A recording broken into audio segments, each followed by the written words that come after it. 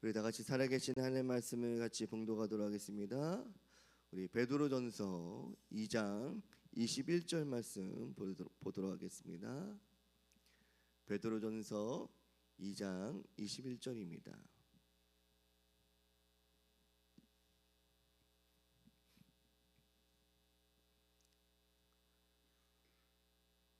베드로전서 2장 21절 찾으셨다면 우리 다 같이 살아계신 하나님의 말씀을 같이 봉독하도록 하겠습니다. 이를 위하여 너희가 부르심을 받았으니 그리스도도 너희를 위하여 고난을 받으사 너희에게 본을 끼쳐 그 자취를 따라오게 하려 하셨느니라. 아멘.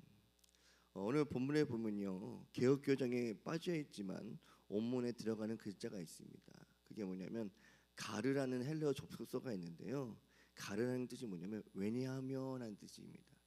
그러니까 이 처음에 들어갈 때 왜냐하면 이것은 너를 위하여 부르심을 받았기 때문입니다, 이렇게 단어가 들어가야 되는 거예요. 그럼 좀 무엇이냐면 성도의 현실적인 고난과 관련된 전체된 내용을 오늘 설명하고 있는 거예요. 우리가 고난을 왜 당해야 되는가? 하나님 믿는 자들로서 평탄하게 되고 아무 문제가 없어야 되는데 왜 우리는 고난을 당해야 되는가? 오늘 21절에 그런 거. 왜냐하면 이를 위하여 너희가 부르심을 받았다는 것입니다. 지금 무엇이냐면 우리 가운데 선을 행하는데 하나님을 생각하는데 고난을 당할 때 왜 감수가 선택이 아니라 모든 그리스도인에게 감내해야 하는 필수를 가지라는 거예요. 그러니까 하나님 믿는 자들은 뭐가 다 있다고요? 고난이 있다는 것입니다. 그리고 그 고난 가운데 하나님께서 우리를 향한 하나님부터 부르심이 있다는 거예요. 그 의의를 베드로전서 2장 9절에도 설명 잘 나왔는데요, 한번 읽어볼까요? 9절. 하나님께서 우리에게 어떤 부르심을 갖고 계시는지, 왜 우리가 고난이 있어야 되는지, 우리 2장 9절을 보도록 하겠습니다. 베드로전서 2장 9절 시작. 그러나 너희는 택하신 족속이요 왕같은 제사장들이요 거룩한 나라요 그의 소유된 백성이니 이는 너희를 어두운 데서 불러내어 그의 기이한 빛에 들어가게 하신 이의 아름다운 덕을 선포하게 하려 하심이라. 아멘. 무엇입니까? 우리는 택하신 족속이요 왕같은 제사장으로서 거룩한 나라하고 소유된 백성으로서 어떻게 해요? 우리를 어두운 가운데 불러냈다는 거예요. 불러냈다는 건데 뭐요? 부르셨다는 것이죠. 부르신 이가 무엇입니까? 하나님께서 선택하는 기이한 빛으로 말미암아 어떻게 해요? 우리 삶을 통해서 덕을 선포한다는 거예요. 하나님 나라를 선포한다는 것입니다. 여러분, 언제 빛이 가장 밝을까요? 가장 어두울 때. 고난이라는 건 어두운 거죠. 여러분, 나라가 어렵다고 하고 가정이 어렵다고 합니다. 가장 어두울 때죠. 그러면 교회가 무엇을 해야 되는 것이죠?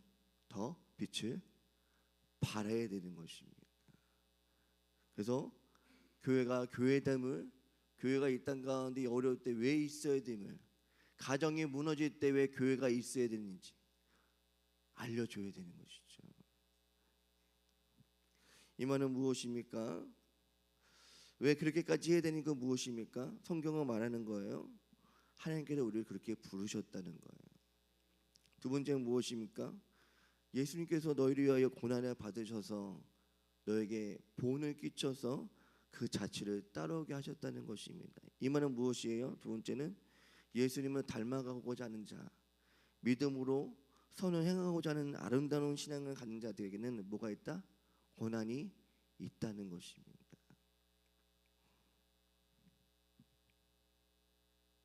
진정한 감사는 무엇일까요? 모든 거 잘 될 때도 감사할 수 있지만 내 눈에 아무 증거 보이지 않아도 그 가운데 하나님께 감사할 수 있는 게 진짜 감사한 거죠. 그렇죠? 그러면 고난은 모든 믿는 자에게 있다 없다? 있다. 그렇죠? 그렇다면 믿는 모든 자들은 고난과 시험이 있다는 것을 말씀이 있을까요, 없을까요? 있겠죠. 우리가 그것을 성경을 좀 보도록 하겠습니다. 우리 베드로전서 다시 또 앞장을 넘겨 보시면 베드로전서 5장 8절과 9절을 보도록 하겠습니다. 많은 분들이 8절만 보시거든요. 이 말씀은 9절까지 봐야 되는 거예요. 베드로전서 5장 8절과 9절을 보도록 하겠습니다. 시작. 근신하라 깨어라 너희의 대적 마귀 우는 사자같이 두루 삼키 다니며 삼킬 자를 찾나니. 많은 사람들이 8절까지만 읽어요. 8절만 얘기하고. 근데 다음 9절을 봐야 됩니다. 9절까지 읽도록 하겠습니다. 시작. 너의 문을 굳게 여 저를 대적하라. 어떻게 해요? 마음을 믿음을 굳게 해서 대적하래요. 예. 그다음에 읽도록 하겠습니다. 시작. 이는 세상에 있는 너희 형제들도 동일한 고난을 당한 줄을 아미니다. 여러분 사전에 우리 대적 마귀가 우는 사자같이 우리를 삼킬 자를 찾는데요. 이거는 저 사람만 당하는 게 아니에요. 모든 사람이 믿음을 굳게 해서 어떻게 해요? 모든 하나님 믿는 자들은 뭐예요? 다 이 고난을 당한다는 거예요. 그래서 이런 찬양 있죠. 왜 나만 겪는 고난이라고. 나만 당하지 않는다는 거예요. 하나님의 모든 믿는 자에게는 뭐예요? 고난이 있고 사단의 공격이 있다는 것입니다. 그러니까 내가 공격이 있다는 것은 뭐예요? 믿음을 더 굳게 해야 되는 것을 아는 거예요. 그러니까 사단의 공격이 없다는 건 뭐예요? 그냥 내버려둬도 망하니까 내버려두는 거예요. 여러분 자연을 파괴시키기 가장 좋은 방법은 무엇입니까? 그냥 내버려두는 거예요. 내버려두면 망하거든요. 알아서 잔디가 자라고요. 숲이 자라고요. 그냥 망치는 거예요. 또 고린도전서 10장 13절 말씀을 보도록 하겠습니다. 이것도 유명한 말씀인데 고린도전서 10장 13절에 보면 이렇게 나와요. 사람이 이것도 많이 아시는 말씀이에요. 고린도전서 10장 13절. 사람이 감당한 시험 밖에는 너에게 당할 것이 없나니 오직 하나님이 이쁘사 너희가 감당하지 못한 시험을 당함을 허락하지 아니하시고 시험 당할 쯤에 또 피할 길을 내사 너희로 능히 감당하게 하시리라. 여기다 감당한 시험이라는 것은 무엇이면요, 원문에 보면 이렇게 되어 있습니다. 누구나 다 겪는 시험, 이런 뜻을 갖고 있어요. 지금 뭐냐면 하나님의 나라의 성도로서 입성하기 위해서는 반드시 통과해야 되는 거예요. 하나님의 감당한 시험은 뭐라고요? 누구나 다 당하는 시험이라는 거예요. 물론 사람들마다 느낌이 다를 수 있어요. 누구에게는 자녀의 문제 때문일 수도 있고 어쨌든 질병일 수도 있고 물질일 수도 다르지만 원인은 근본적 원인은 똑같다는 거예요. 하나님의 자녀로서 하나님의 자녀답게 믿음이 뭐예요? 굳건해지기 위해서 필요한 고난이었다는 것입니다. 동일한 고난인 거예요. 또 우리가 또 잘 아시는 말씀이 있죠. 로마서 8장 28절에 이런 말씀이 있습니다. 로마서 8장 28절을 보면 우리가 알거니와 하나님을 사랑하는 자 곧 그의 뜻대로 부르심이 입은 자들에게는 뭐가 있다? 모든 것이 합력하여 선을 이루라. 근데 우리는 이거를 그냥 어려움이 있으면 이렇게 얘기해요. 하나님께서 협력해서 선을 이루실 거야. 지사님, 권사님 걱정하지 마. 하나님께서 협력해서 선을 이루실 거야. 이 합력해서 선을 이루기 위해서는 앞에 전제가 두 가지가 돼야 되는 거예요. 근데 우리 뒷것만 자기가 좋은 것만 끄집어내서 성경을 해석하는 거죠. 뭐만 해석한다고요? 걱정하지 마. 하나님께서 그냥 집사님 그냥 내버려 두시겠어? 다 하나님 계획하신 일서 그러신 거야. 합력해서 선을 이루실 거야. 걱정하지 마 하고 얘기하는데 여기 앞에 두 가지가 들어가야 돼요. 성경 나온 대로. 먼저 알아야 돼요. 우리가 알거니와. 뭘 알아야 될까요? 성경에 이거 나오죠? 하나님을 사랑하는 자. 하나님을 사랑해야 된다는 거예요. 하나님을 사랑하지 않은 시험은 다 종욕인 것입니다. 하나님을 시험하지 않은데요. 야고보서에 나오는 말씀이죠. 근데 우리의 시험에 있는 것은 우리의 종욕 때문이라는 거예요. 근데 하나님을 사랑하는 것이 아니에요. 그 다음에 뭐라고 나왔죠? 그의 뜻대로 부르심을 입은 자들에게는 나옵니다. 첫 번째 뭐예요? 하나님을 아는 것. 뭘 알아요? 하나님께서 나를 사랑하신다는 거 아는 거예요. 그리고 하나님 뜻대로 부르심을 입었다는 거 아는 거예요. 믿는 거예요. 그 두 가지 믿는 자에게 어떤 은혜를 주셔요? 합력해서 선을 이루신다는 것이 믿어지는 거예요. 하나님 나를 사랑하시기 때문에, 또한 이 사건을 통해서 나를 사랑하신 그분이 나를 통해서 믿음을 굳건해 주라는 그 부르심을 믿기 때문에 이렇게 진짜 그 마음에서 우러나는 마음으로 고백하는 거예요. 하나님께서 협력해서 선 이루실 것을 저는 믿습니다. 근데 그 마음 가운데 하나님을 사랑하는 마음도 없어. 또 하나님의 부르심이 있다는 것을 믿지도 않아. 그런데 하나님께서 이 선을 이루실 거라고 말할 수 있을까요? 말은 하죠. 근데 믿어지진 않죠. 여러분, 하나님을 사랑하십니까? 여러분, 그렇다면 하나님을 사랑하신 분이 나에게 그 가정에 보내셨다는 걸 믿으세요? 그 자녀의 엄마로 보내신 거 믿으십니까? 믿지 않는 가정에 나를 보내신 걸 믿으십니까? 그때 우리 가운데 합력해서 선을 이루신다는 것을 믿어줘야 된다는 것입니다. 여러분, 하나님을 사랑하는 마음도 없고 하나님의 말씀대로 살고자 그런 마음도 없고 내가 그 부르심이 입었다는 마음도 없는 사람들에게는 협력해서 선을 이루신다는 것이 믿어지지 않는 것입니다. 여러분, 하나님께서 합력해서 선을 이루어 가신다는 것은 무엇이냐면 그들은 예수님의 발자취를 그 자취를 따라간다는 것입니다. 오늘 본문에 나온 것처럼 자취가 무엇입니까? 발자국, 발자취, 흔적인 거예요. 지금 우리가 하나님 믿는 자들은 그분의 걸어가신 흔적이 우리에게도 있다는 거예요. 그분의 흔적에 따라 나도 성실하게 그분의 흔적을 남기고자 하나님을 바라보며 하나님을 생각하면서 내 삶 가운데 선한 일을 행하면서 어떻게 해요? 따라간다는 거예요. 그것이 뭐라고 얘기하는 거예요? 19절 20절에 계속 봤던 말씀처럼 그것이 아름답다고 얘기하는 거예요. 아름답다는 게 뭐라고 했죠? 카리스, 은혜라는 거예요. 그렇게 따라가는 사람들에게 뭐가 있다고요? 은혜가 있다고요. 여러분, 예수님께서 죽으실 때 십자가 맞으면 유언이 뭔지 아십니까? 나 죽는다 그렇게 얘기하셨나요? 아닙니다. 요한복음 19장 30절을 보면 이렇게 나요. 예수께서 신포도주 마신 후에 이르실 때 다 이루었다 하고 말씀하십니다.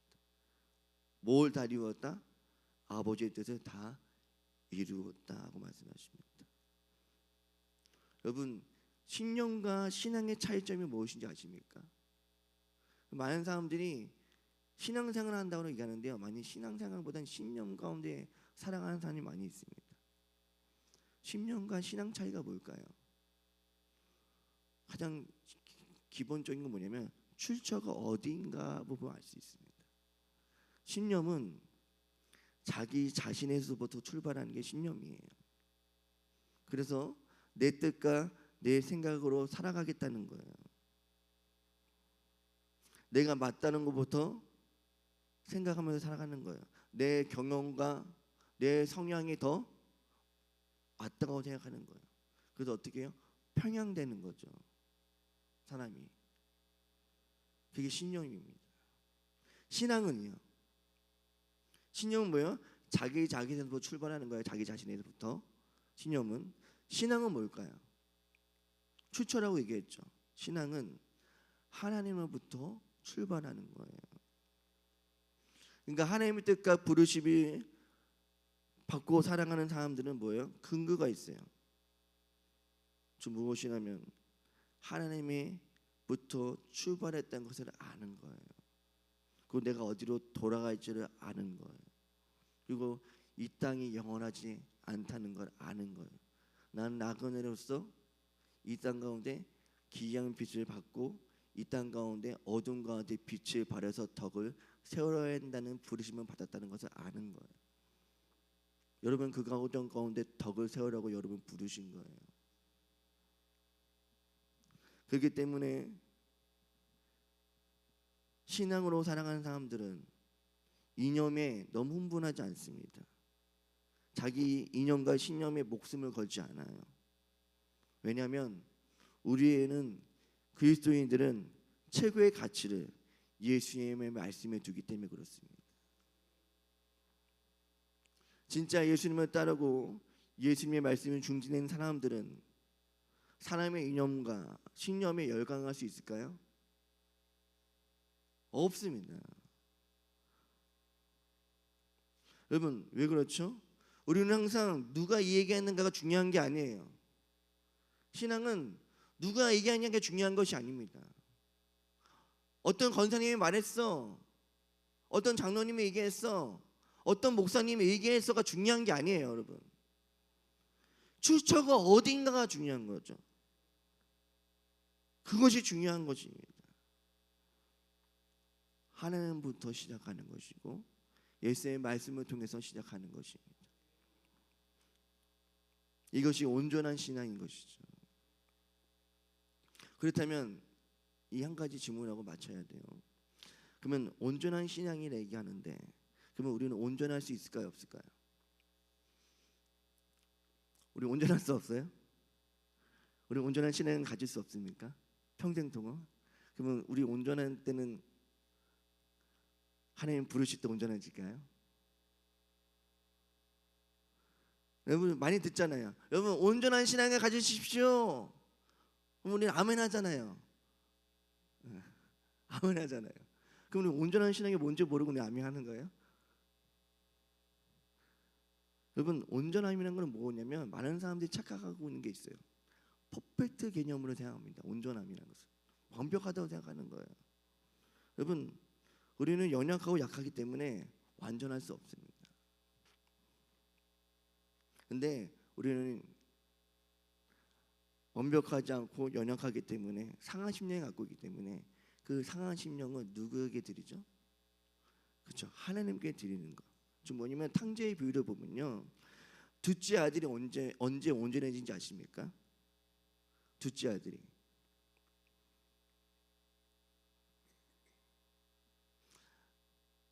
깨달을 때 내가 아버지 집에 있었으면 이런 대우도 안 받고 돼지 쥐염목도 먹지 않았을 텐데 그럴 때 아니에요. 깨닫고 어떻게 해요? 아버지의 집을 가서 아버지의 품에 안길 때가 온전해지는 거예요. 그때 뭐요? 아들의 신분이 다시 회복되는 거거든요. 지금 부족하면 부족한 대로, 상한 심령은 상한 심령대로, 약하면 약한 대로 내 마음을 세상의 문제로 두는 것이 아니라 내 마음을 하나님께 둘 때, 하나님께 나아갈 때, 하나님께 돌이킬 때 그때가 온전해지는 거예요. 그럼 우리 날마다 온전해질 수 있을까요, 없을까요? 온전해질 수 있죠. 문제 가운데 우리 온전한 신앙을 가질 수 있어요. 문제를 내 마음을 문장 가운데 두는 것이 아니라 떼어내서 하나님께 드릴 때, 그리고 하늘을 우러러 바라보면서 하나님 오늘도 내 문제를 이 세상에 바라보는 것이 아니라 마음이 확정돼서 하나님을 바라보도록 하겠습니다. 결단할 때, 돌이킬 때 그게 온전한 거예요. 그렇다면 우리가 신앙이 온전하려면 뭐가 있어야 될까요? 하나님 우리의 신앙을 온전하게 만드시기 위해서 무엇이 필요할까요? 고난이 필요하겠죠. 시험이 필요하겠죠. 왜냐하면 그 고난과 시험을 통해서 우리가 하나님께 온전하게 나아갈 수 있기 때문에 그렇습니다. 그러면서 우리가 온전해지면서 어두운 가운데 기이한 빛을 발할 수 있는 덕을 행할 수 있는 거예요. 우리는 온전해지고 빛을 발쳐야 되는 하나밖에 없습니다. 하나님께 돌아가는 거예요. 다시 하나님께 돌이키는 거예요. 상한 심령 그대로 하나님께 나아가는 거예요.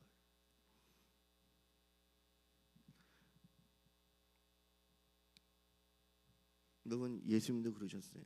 십자가 짊어지기 전에 하나님께 나아갔습니다. 이 잔을 될 수만 있거든 지나가게 해달라고. 예수님은 원래 온전한 분이에요.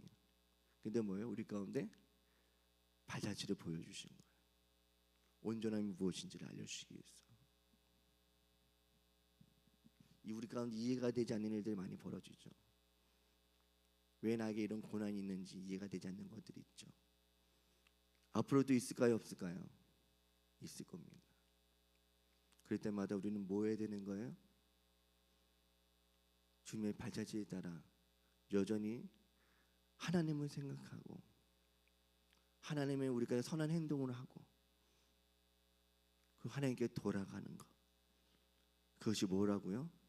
아름답다. 그것이 무엇이라고요? 은혜가 있는 삶이다.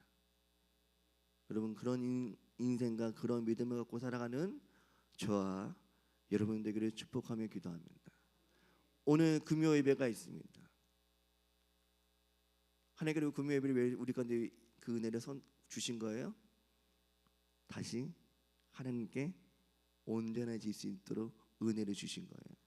이 새벽을 이 아침 왜 주신 거예요? 어제 많은 일들이 있었지만 우리 마음을 문장 가운데 두지 않고 이 첫 시간에 세상의 마음과 눈과 길이 빼앗기기 전에 우리 마음을 돌이키는 거예요. 그래서 우리 이 새벽을 깨우는 거예요. 여러분, 이 새벽을 깨울 수 있는 저와 여러분 되기를 축복하며 기도합니다. 기도하고 마치도록 하겠습니다.